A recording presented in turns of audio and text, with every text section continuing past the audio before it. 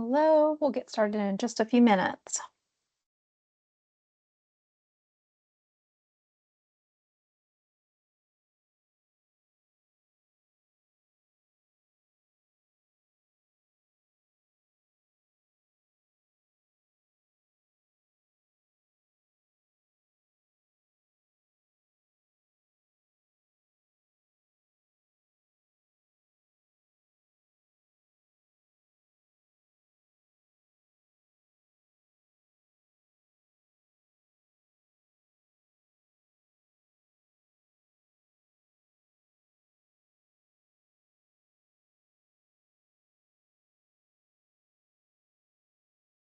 Hello, hello, welcome.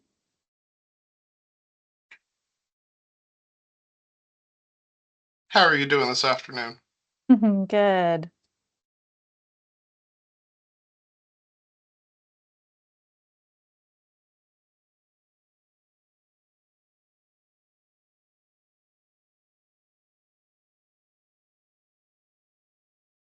Give it another 2 minutes and then we'll get started.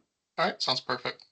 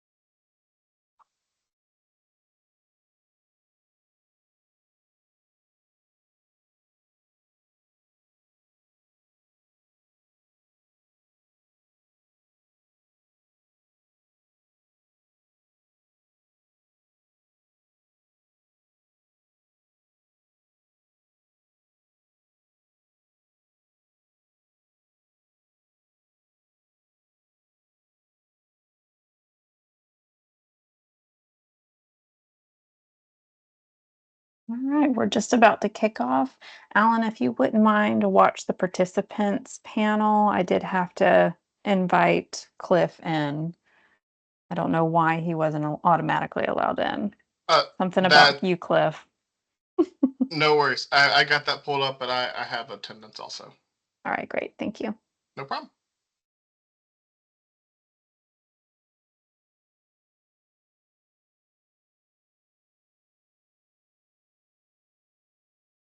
All right, welcome in everyone. I'm going to go ahead and get started. We might have one or two more join as the time goes on, but that way we can get this wrapped up in under an hour and get you guys off and on your way. I'm really excited to see you all here.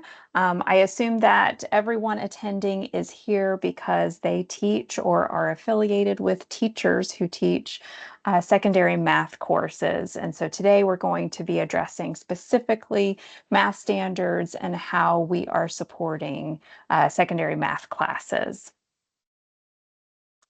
Just to make sure, can everybody see my screen, Alan? Yep. Yes, everything looks good. Okay, all right, let's get going.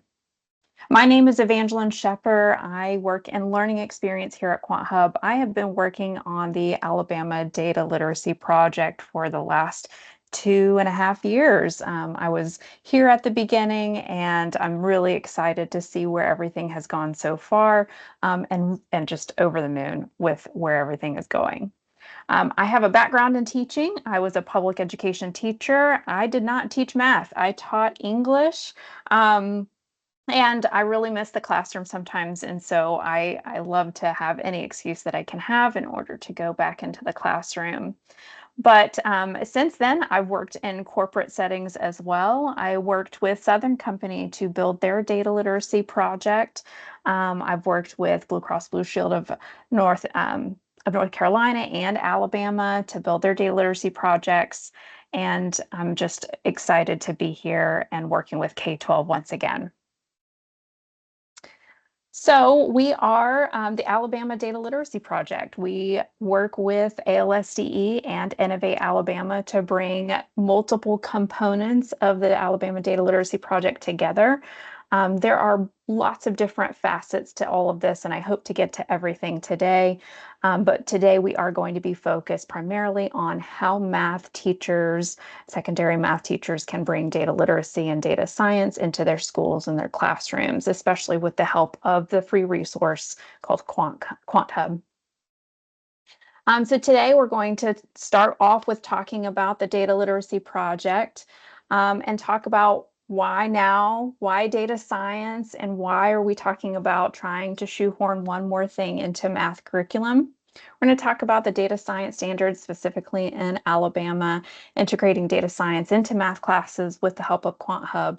And then I'm going to have an altar call or a call to action for many of you. I hope to think about facilitating the applied data science course in your school, not this next year, but the year after. I will have lots of information about that. And of course, if you want to implement QuantHub into your school, we will have lots of ongoing support for you and next steps. So what is QuantHub? QuantHub is a program that is self-paced for the most part. I'm going to show you how you could potentially use it as a whole group instructional tool.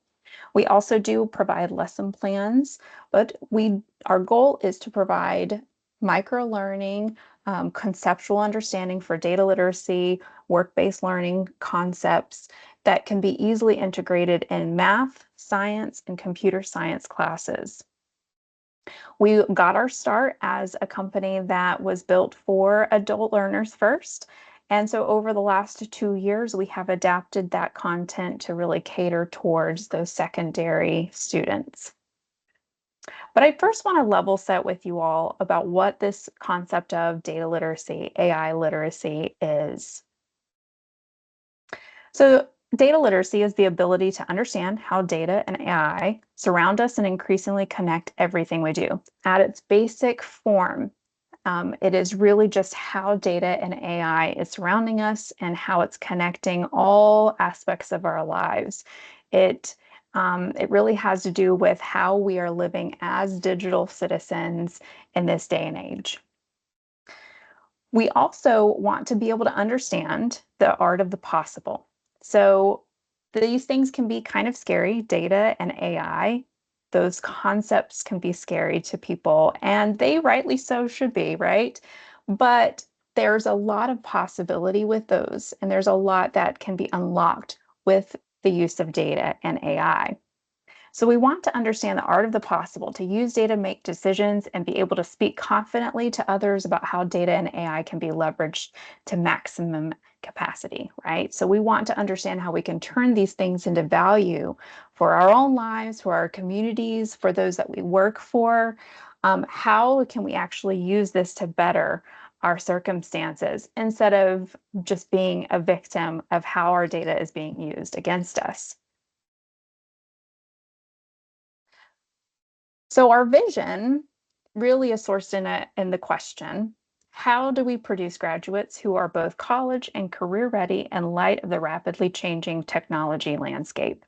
This seems impossible at times. How do we actually produce graduates that are increasingly up with the times and aware of the technology advancements that they are stepping into as they leave our classrooms and head into the workforce? And the way that we approach this is through a dynamically changing curriculum. So it can't be a textbook, because by the time we print a textbook, it's already outdated. This is through a curriculum that can change dynamically, both with inputs from teachers, inputs from students, inputs from industry, inputs from how technology is changing. That is the only way that we see through how to prepare a workforce for the changes of tomorrow. So a little bit about our background is that we got our start as a data assessment platform. We started as a hiring platform for 400,000 plus data professionals. And out of that, we saw a need that people were not actually going through even higher education, universities, colleges with the skill sets that industries were wanting, that they were asking for, that they were hiring for. And so we developed the Upskilled platform in order to solve for that need. Okay, now we see that adult learners are required to have these certain skills based on assessments. How do we get them to the point where they know these things and can contribute it to their companies? From there, we started seeing even more of a trend in this direction. We saw that all industries were requiring their employees to have basic data literacy, except that their employees didn't have basic data literacy. A lot of people didn't have data literacy, right? And so whenever they were hiring people, okay, how do we get to those people before they're actually even hired? Well, we have to start in high school and middle school education. So that is where QuantHub education came in, right? Where we looked at, okay, how can we actually prepare students before they even enter the workforce with the skills that we're seeing are needed in the industry? This year, we've actually taken this yet another step forward with our Alabama Data Scholars program. Just last week, we had our first graduating class of the Alabama Data Scholars. There's only half of our cohort that's represented in this picture. But through this program, we were able to place 26 students in the state of Alabama in work-based learning opportunities, internships with real industries across the state. There were 22 employers that were innovative thinkers and brought these students in and had them help them on actually doing data projects, solving for AI problems and processes and data entry and calculations. One of the students did their presentation on their comprehensive correlation study. And it was just amazing to watch these students who were juniors and seniors in high school actually contribute meaningful projects to companies across the entire state. And we're really excited about this next year. We hope to grow it beyond 26. In fact, our goal is at least 35.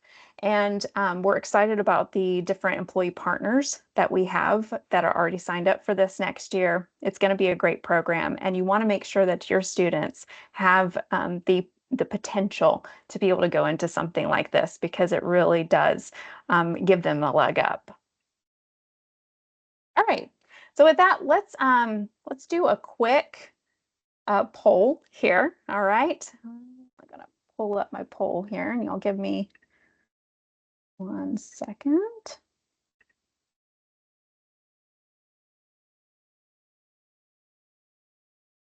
I said that, and then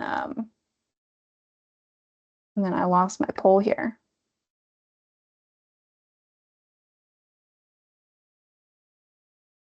Okay, so what percent of jobs list? Yep, we're having just issues with the poll. All right, so I'm just going to ask the question. What percent of jobs list at least one data science skill as a requirement? And you can pop it in the chat. What do you think? A, B, C, or D?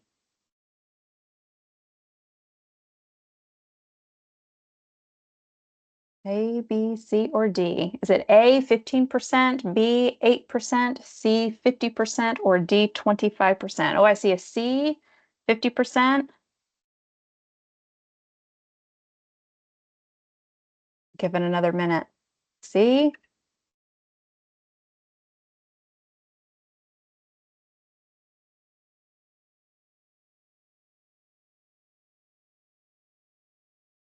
All right. Lots of C's, but really 100%. Yeah. Now, what I mean by this is on an actual job description, whenever you go to apply for a job, what percentage of job descriptions list this as not a recommended skill, not an optional skill, something that is required for the job?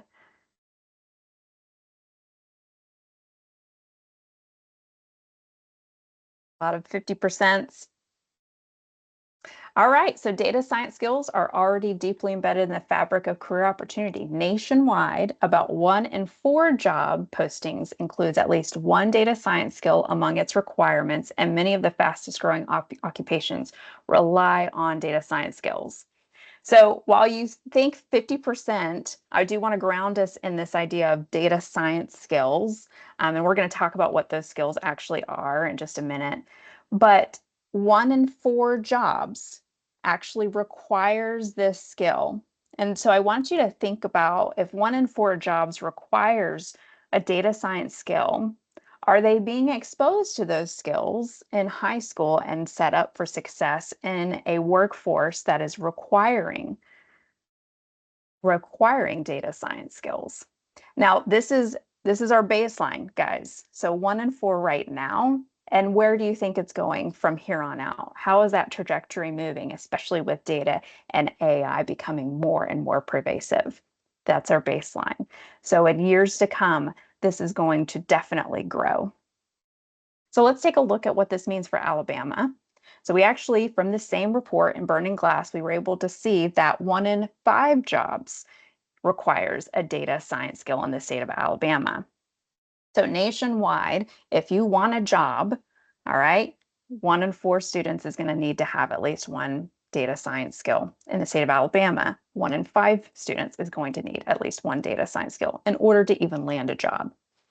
Now, these jobs obviously are ones that we think of every day, like, statistician or maybe an actual data scientist, but it goes beyond that. So what we're seeing is that it's not just those roles that are requiring data science skills, it's actually healthcare, it's industry, it's working for retail. Every single vertical, every single industry is actually requiring data science skills more and more as a baseline requirement. And so what that means is that you might be thinking, oh, but I don't have students that are going to go into data science or artificial intelligence. It doesn't matter.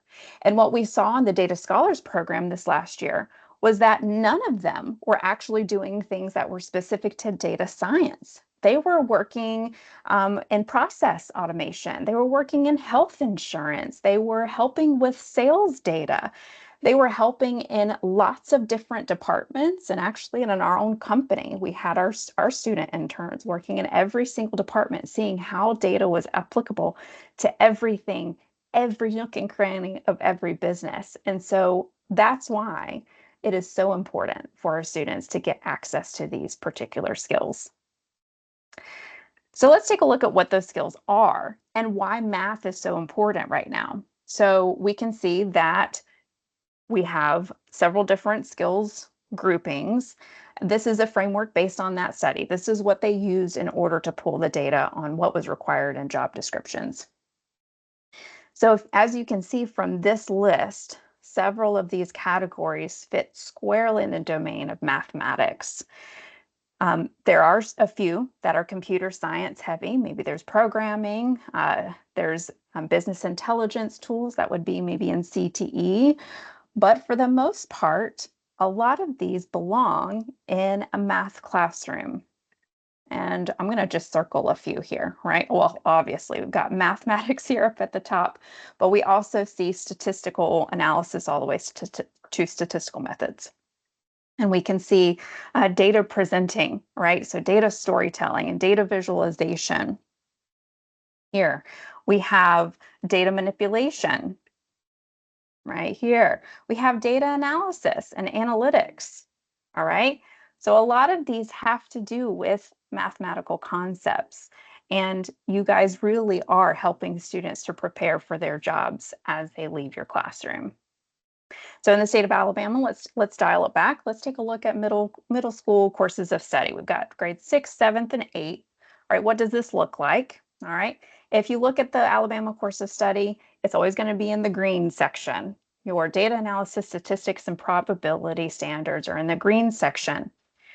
So we start off with use real world and mathematical problems to analyze data and demonstrate an understanding of statistical variability and centers and measures of centers. And we actually see that again in grade 8.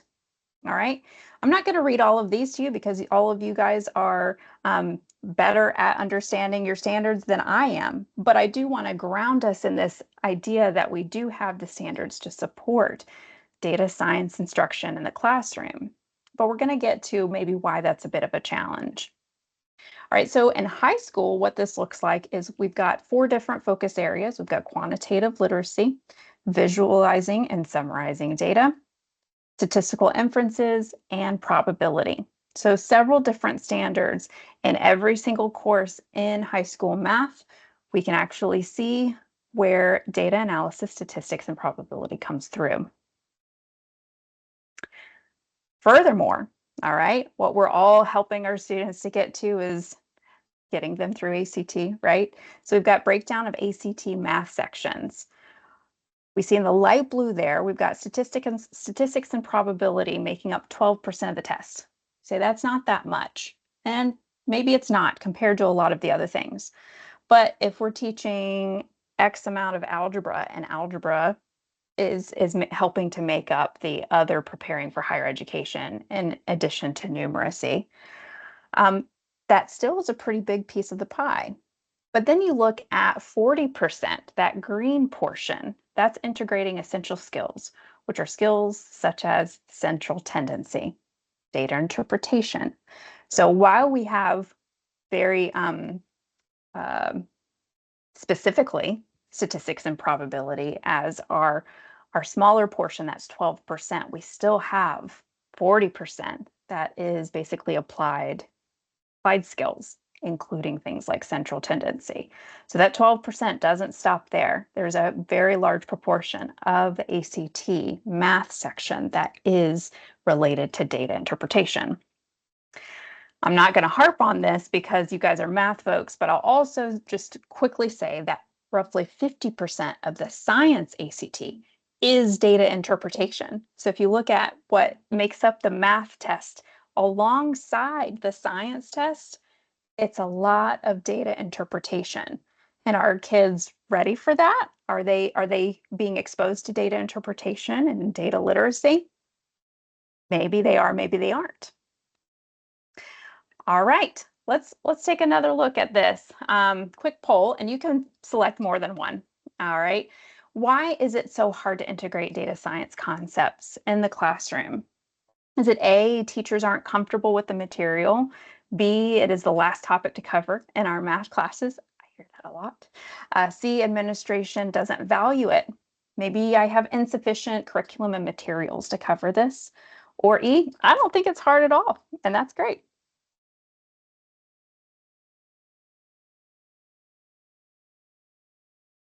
Mm,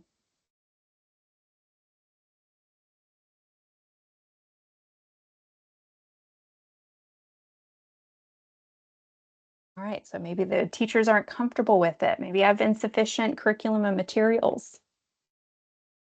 Good.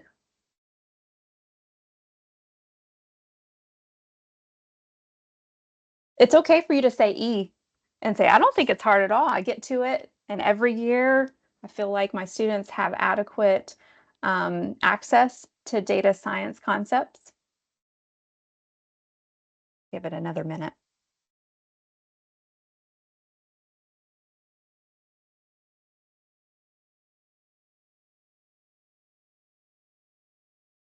So I've been working with teachers now, like I said, for about 2.5 years. And by and large, I hear from teachers that it is the last topic to cover in our math classes, and therefore we usually just don't get to it. There's too much material. We have too much material to cover. And that is very, very, very, very fair, especially for math, and especially whenever so many students are coming to you with deficits. It can be just a really big challenge to be able to get through all of the material, especially material that maybe there's another variable in there that you're not as comfortable with as other material in your class. And that's totally fine. So the way that we've addressed it is by addressing every single one of these factors. All right, how we aim to address them is we help you to teach the concepts you are unfamiliar with, as well as provide you with training that is fun, easy, and Teams eligible. So many of you guys are Teams teachers. We offer our certificates as Teams eligible professional development. You should get credit just like your students do. QuantHub encourages supplemental integration throughout the year in bell ringer exit slip format so that they're not getting to at the end of the year, that it can be sprinkled throughout the year, that they're getting exposure to these concepts that are highly tested and highly relevant to when they leave your classroom. QuantHub has a team of support ready to connect with admin. So if you need support with admin, if you're not really sure how to approach this, or maybe we need to work with your tech coordinators, we need to work with your IT to be able to get it added to Schoology, we are here and we can support you with that. You don't have to do it on your own. And then, of course, let's dive into how we can support you with curriculum materials. That last one, you don't have sufficient curriculum and materials. That's what we're here to help you with. And then the last one, if you are one of those teachers who are like, I got this is great, I love it. Maybe Jessica, who said, but really it's 100%, you sound like a person who is my kind of gal, then that's even better. Come work with us, be a data ambassador, and offer applied data science in your school. All right, so let's talk about the certificates that you can earn for professional development and that your students can earn as well. All right, we've got 8 different certificates and we update these annually. So we've got actually a few more that we'll be adding on later on this school year. For now, we have Data Literacy Essentials. That is a very short level and it's really just about becoming data literate and protecting your data. Got Data Visual Literacy that is incredibly helpful for those standardized assessments. Practical AI, which students love and have a lot of fun with, that talks about the different ways that they're probably already using generative AI and beyond, as well as the ethics and how to protect themselves and where that data is coming from and what that output actually means and where it's coming from. Exploratory data analysis. This is really important for a lot of you, where we can help you with teaching of things like association, distribution, dispersion, central tendency. We can help with that exploratory data analysis. Data wrangling, we teach things like spreadsheets, and we even dabble a little bit in SQL if you have ever experienced that. Data storytelling, how do we take a data story from understanding your audience all the way to presenting to that audience? Machine learning foundations, maybe not as applicable to you and your classrooms, but I guarantee you have some students who are interested in it. And then statistical problem solving.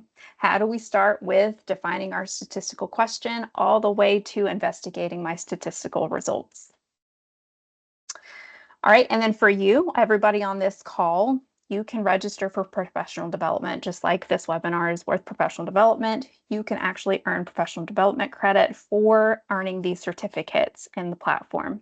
Before you can do that, you do have to go through a few steps. You do have to go through onboarding with us separately, and you need to register your school. But it really is an easy process, and it's an easy way for you to get your professional development credit. So how do we work? We work through questions, right? We ask questions. We help students to think about things before they actually research them. We ask questions also to help them prepare for assessments. So students are asked the questions to activate recall, to activate prior thinking, and to help them think about concepts. And then if they don't know the answer to that question, then they can actually click on this button here, study before answering. And this is going to take them to a resource. These resources have been updated no fewer than, I think, 5 times, maybe in the last just year, because we are continuously improving and looking out for how our students are interacting with these excerpts, with these resources. They are nonfiction resources, and so it's going to also be helping them with that nonfiction reading, but they are broken down into small chunks so that they do not get overwhelmed and they can do it in a micro-learning format. You'll also notice that we've got 3 hearts over here. I've already lost 2 in this, and I'm about to lose another one. And what this means is that students can't just click through, and teachers can't either. You cannot just click through, you can't just guess your way through. Eventually, you do have to study before answering. And then it's gamified. We award neurons so that students get really excited, they get into it. We run competitions. We run competitions for teachers and for classrooms and for students. It is also our way of recruiting for the Data Scholars Program. So have some fun with it, right? And then you'll also notice that we use practical examples. In many of our questions, we have scenarios, we have real life industry examples, or maybe examples that would be relevant for the secondary education population. So the three different ways that you can implement this and integrate data literacy into your classroom as a secondary math teacher is you could do whole group discussions. Within our platform, we have something called a scavenger hunt where we can pull one of those resources and use the resource as a springboard for conversation. I'm also at the end of this call today going to talk a little bit about data talks and how you can incorporate those as a starting point for your classroom and as an easy way to infuse data literacy and data science into your day-to-day classroom structure. And then the second way is that we can also do skill-based instruction, where we identify a particular skill that we want our students to complete. And that skill is one that maybe we use as a grade that's a completion grade. All right. That's going to be a personalized learning journey, though. So no two students is going to have the same learning journey. You might have a student who needs remediation and needs a little bit more time. And then you might have a student who doesn't and flies through it, and maybe they already understand it and they can move on to the next thing. Either way, that's going to be a personalized learning journey. And then, of course, the last one is certificate completion. We love for our students to get certificates because those micro credentials, the same ones that you earn, are ones that they can actually add to their Alabama Works resume. So in their math classrooms, they can now get micro credentials that can be added to their resume and used to get jobs. So if you go into Alabama Works and you earn a certificate, you can actually add your verified credential through QuantHub to your Alabama Works resume. That's pretty mind-boggling to me. If I had known that I could add to my resume just in my math classes, that would have been a game changer for me. So think about how your students could really benefit from adding those skills just within your classroom and leave your classroom not just with a new skill set, but something that's actually going to build their resume. All right, with that, I'm going to switch over to the platform itself. Are there any questions in the chat so far?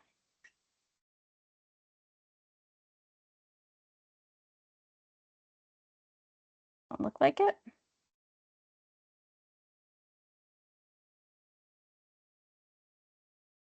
Okay.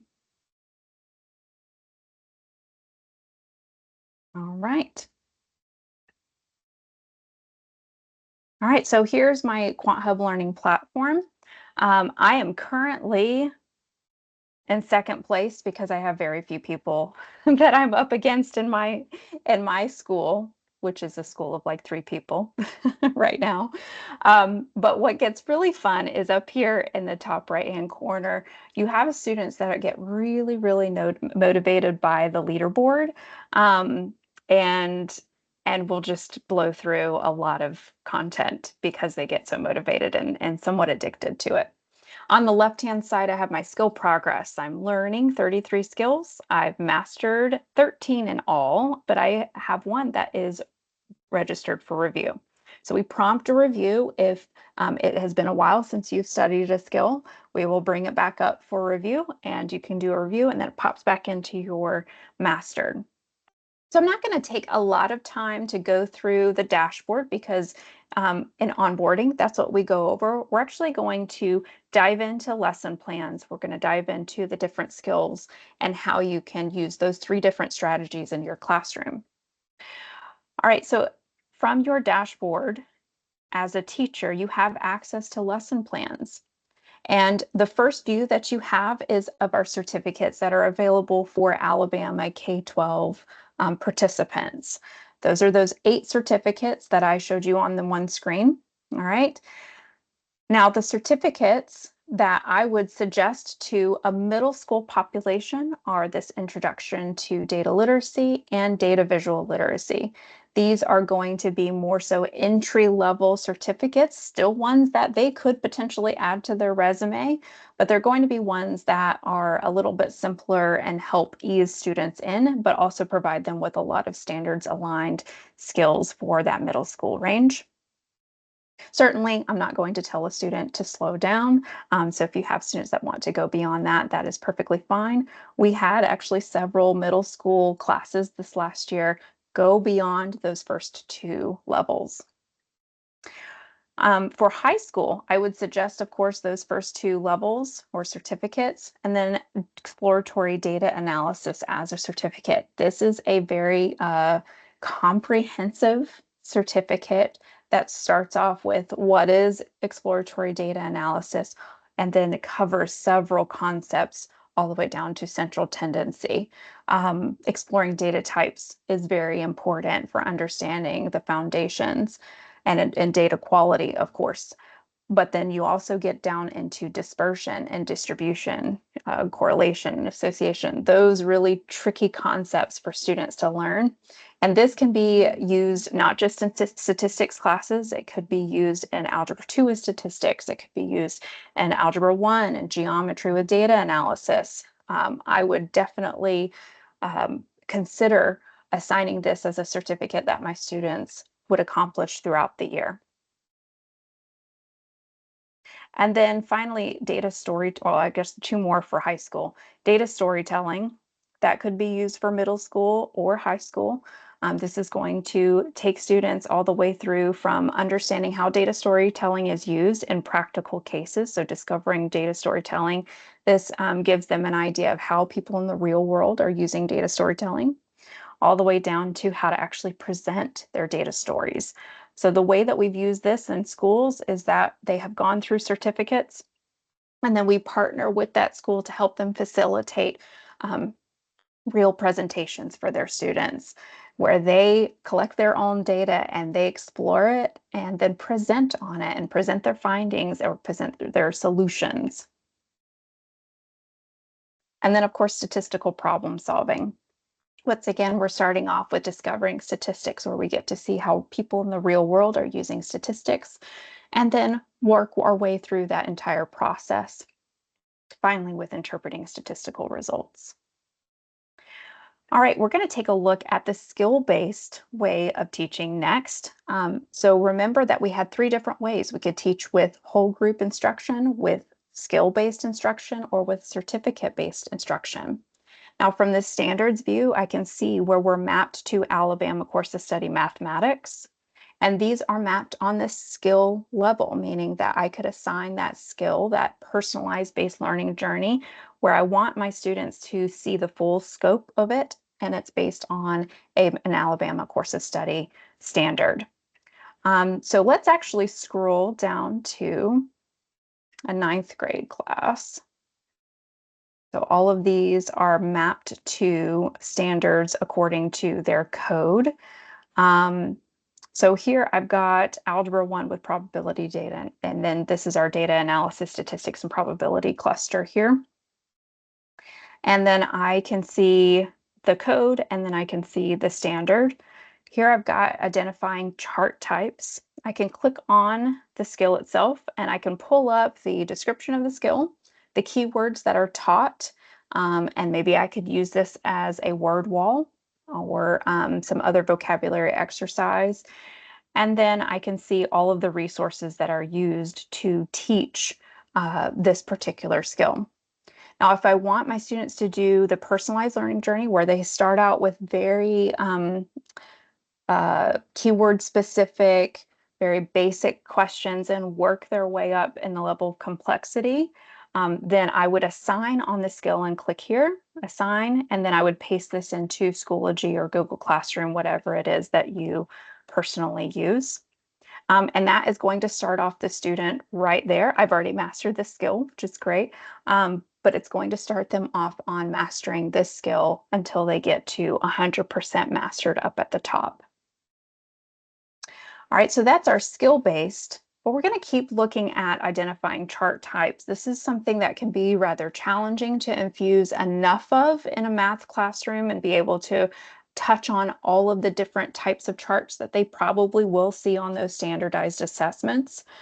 But this way I can see not just the skill and the keywords, but I can see resources. So the final tactic that we talked about was in that whole group discussion where maybe I don't want them to go through a personalized learning journey. Maybe I want to focus on a particular concept, use it in our classroom, use it as a discussion time, use it as a bell ringer, and then also be able to check their knowledge to make sure that they're understanding this material. All right, so we're going to take a look at unraveling the world of comparison charts. I have 3 different buttons here. I can view the entire resource. So I can click on view resource, and this is going to bring up the entire resource. So maybe I want to use this in my classroom. Think of this as a living textbook, right? These are resources that are updated frequently based on user feedback and based on teacher feedback. We have many teachers that work with us as beta testers and curriculum reviewers, and they're providing feedback all the time. It's also based on a voting system in the system, all right, where you can actually say this was a good resource or this wasn't. All right, so that was the resource. And then as a teacher, I can also preview the questions that are asked alongside this resource. So for instance, this question has to do with box plots. All right, those are difficult to teach, or at least in my opinion, they are. And so students are able to answer questions based on that, but maybe they don't know the answer, or maybe they didn't quite get what they needed to whenever you read the resource as a class. So they're able to click on study before answering. Now you'll notice that this is not the entire resource. This is just a section of it. And that is because we all know that our students have incredibly short attention spans and don't do well whenever there's very large amounts of text, a lot of information to take in. And so we've broken this into smaller excerpts so that they see just the excerpt that they need to study in order to understand the concept. At any point in time, they can expand and they can view the entire concept. So for instance, I'm teaching a grouped bar chart and a grouped box plot in just this excerpt. And that may be all my student can actually get for that day. So I'm going to use that resource, and then they can answer that question and earn those neurons, and I can see whether or not they understood that as a formative assessment. Let's take a look at one more. Let's take a look at geospatial charts. That's a fun one. All right, so with this one, I'm actually going to practice going through and assigning this to my students. All right, so I planned my lessons and I want to make sure that they touch on geospatial charts for that week. I want to make sure that we have a discussion time on geospatial charts, or maybe I have another chart that I pulled into a lesson that is a geospatial chart. And so I do this on a Monday. I assign them the scavenger hunt for Monday. So I'm going to copy that to my clipboard and I'm going to add it into whatever LMS it is that you use. All right, and then what they're going to see is this whenever they click on it. So they're going to click on it and they're going to see that they can open up the full resource. So see this has a lot of information, a lot of images, and then they can click start. All right, and then they're going to be asked a question based on just that resource. So remember that whenever we're doing skill-based learning, they're going to be asked lots of questions having to do with that one skill. And it is not based on completion. This is based on completion. Now they can click on the resource and study it and see whatever it is that they're needing to be able to answer that question. They earn neurons just like they do whenever they're mastering skills. They can still play the game, but there is not as much tied to it as in they can just do that one resource. And then if I were doing this in my classroom, I would then step back after I've taken attendance and taken care of makeup work. They've been working on this. Then we talk about it as a class, or maybe I put up on my board a data talk that pulls from one of the examples from the resource, or an example from New York Times to bring in the conversation. So that is the scavenger hunt. So we've talked about 3 different ways that you can bring this in. We're going to go through them one more time, and then we're going to talk about full course offering. All right, so one more time, that was scavenger hunt, where you can find each of these resources under the skill and you can assign based on an individual concept, an individual resource that you would like to target in your classroom. You can also use the keywords from the keyword chart underneath the skill itself. And then you can teach according to the skill. And the way that looks is by clicking this assignment link. If you would like to preview the skill, you can click preview, and this is going to bring up 10 examples of questions that students are going to answer based on that particular skill grouping. All right. And then, of course, the last one is assigning based on their certificate. I did not like to grade very much whenever I was a teacher. Grading is definitely a big part of it. But if I were doing this, then I would definitely assign a certificate and use certificates as a major grade because it's a major accomplishment to actually get the certificate. Use that as a major grade. And what happens is they complete the certificate and then as a teacher, I would want them to go to their achievements and then download their certificate and turn that in as their grade. So turn it in as an attachment in your Schoology or Google Classroom or Canvas Classroom and use that as their major grade. This allows them to see how they can access their certificates and it allows for that conversation to happen about certificates on the whole and in your classroom and how to add micro credentials to your resume. All right. Any questions at all about this before we hop back over to talking about how to get this, how to get access to this, and how to also register for applied data science in your school?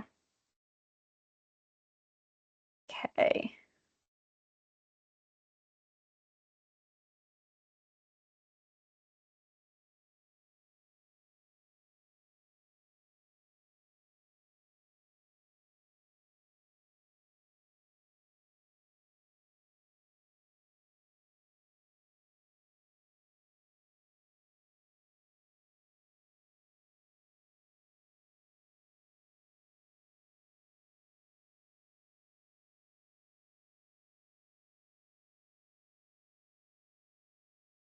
We're going to just do it the old-fashioned way then.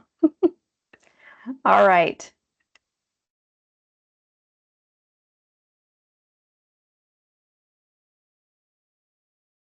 So this year, we are actually piloting the full course Applied Data Science. And let's see.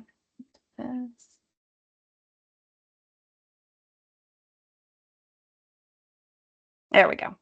All right.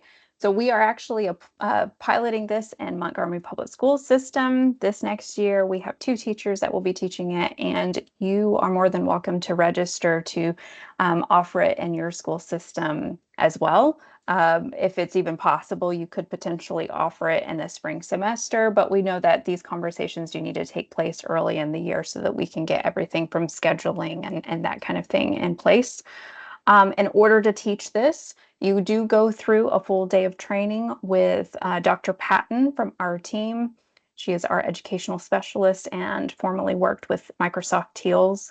It's a great class to be able to offer for your students who may not want to take another 4th-year math, but really want to have an applied math, something that could cater to a STEM career, for instance. So what's included is interactive web-based lesson plans, project-based learning, and lecture slides. We built this course so that anybody, as long as they have a little bit of a math background, a little bit of a computer science background, don't have to have both, but that anybody could teach it with lecture slides and even scripting. You do not have to have or be a full subject matter expert in data science to be able to provide this course. We provide the training, we provide all of these assets, we provide the support ongoing throughout the year. The things that we teach that we're really excited about are Jupyter Notebook and Python. We use a lot of different tools for being able to manipulate data and to develop data visualizations. And we're excited about students having access to these kinds of things that are definitely usable in their lives beyond the classroom. We have created applied data science standards that have been approved and are now offered under Alabama course of study. This is a fourth year math for most students. As long as they have completed Algebra 2 with statistics, they can take applied data science.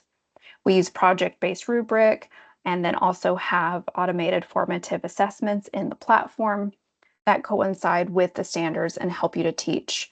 This is based on cases. So students are learning data science concepts by practicing with actual real life use cases. And we're really excited about how students can take this material and then potentially apply for our Data Scholars program and then beyond. So what are your next steps for registration? You can complete the registration form.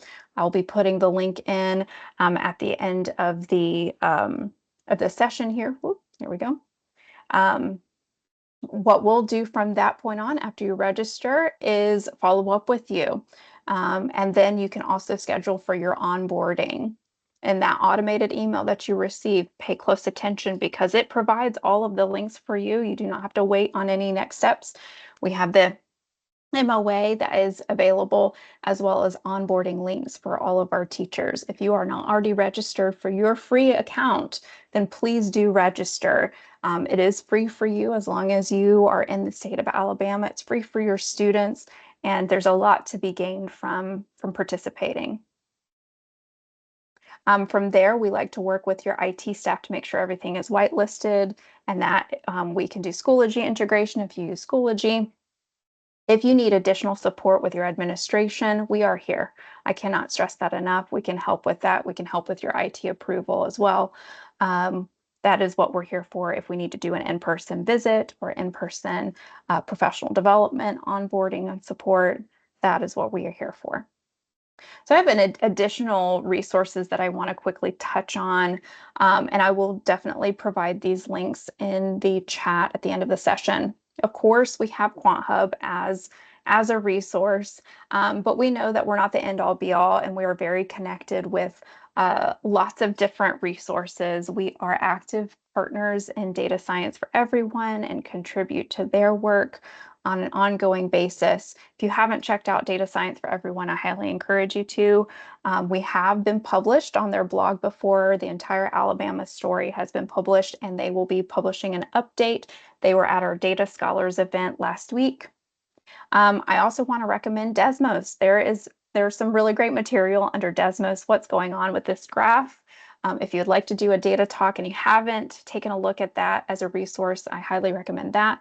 CodeApp, if you are not familiar with that, that is a really great way to get your students exposed to data representation and manipulation.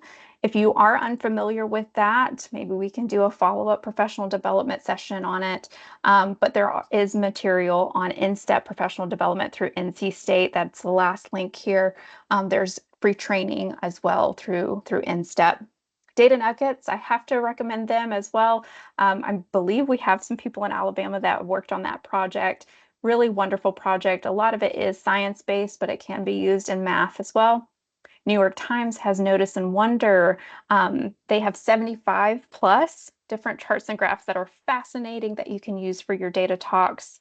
And then if you want to take it a step further and do a little bit of Python programming in your class, Google Colab is a really great resource for that.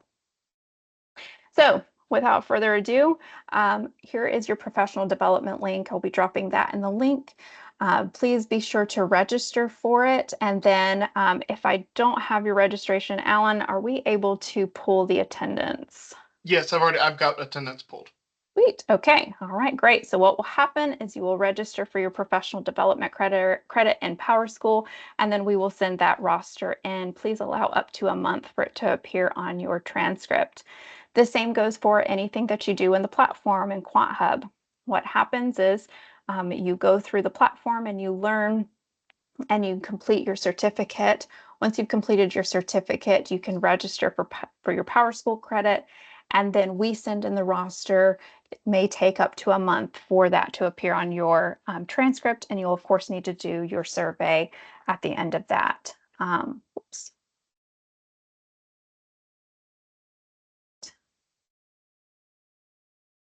I'm gonna stop sharing and drop some links. Oh yeah, okay, great question. So Karen Dane, how many students used it in this last year?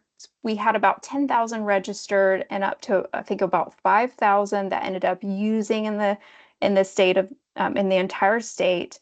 And then we hope to grow it 10 times this year. Fingers crossed. I would love to see about 10% of the state at least. And so it's open and available. We did have up to about 3,000 teachers get into the platform.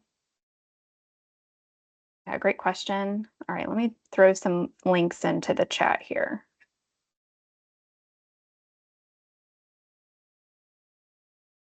First, we're going to do the True North registration link.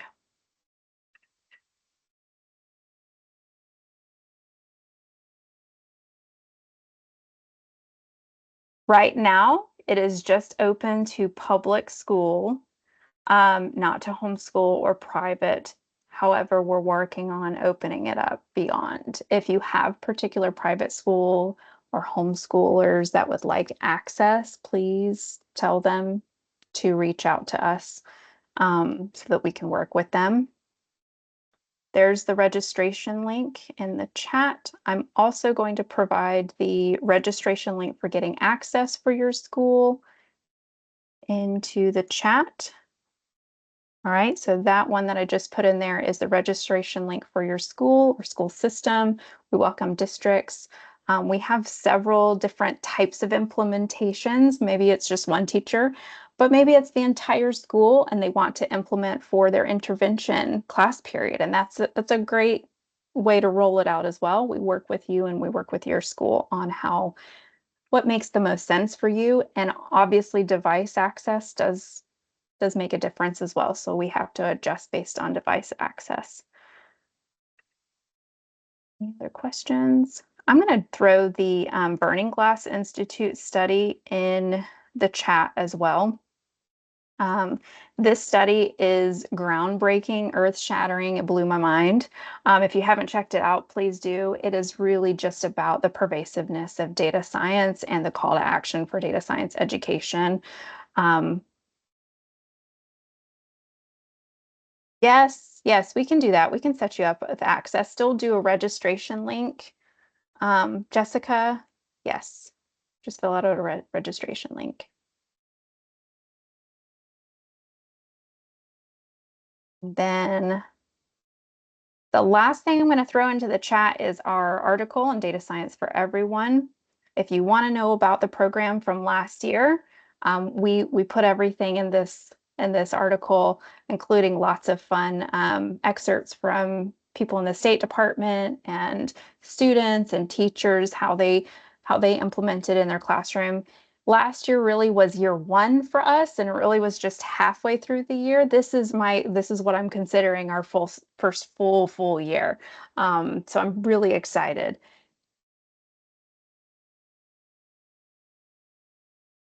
Enter their own data into QuantHub.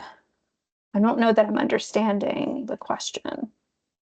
How they can onboard themselves? Maybe so. That might be a good question for onboarding. Thanks, Alan. Already on top of it. Yep. Alan's already here and he's ready to set up accounts if you need them. Okay. Any other final questions?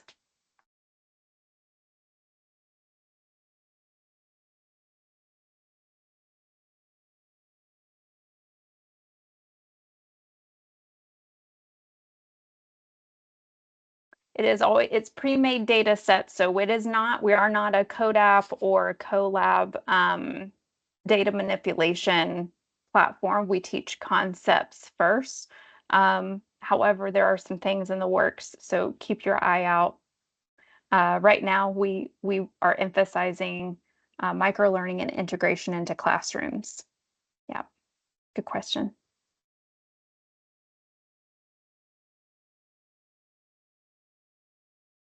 Okay, well, thank you all so much. You will receive a recording of this as soon as it is loaded. Please be on the lookout for future webinars and training opportunities.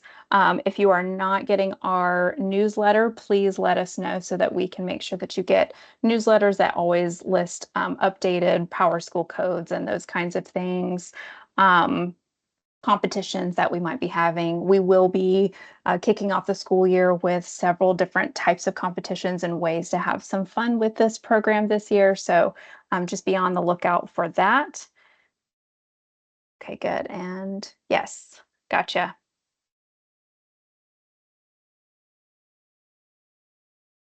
Okay. All right. I hope everybody has a great last week before the school year starts. Oh man, it's rough, guys. I apologize. All right. Bye, everyone. Have a great afternoon. So, yes.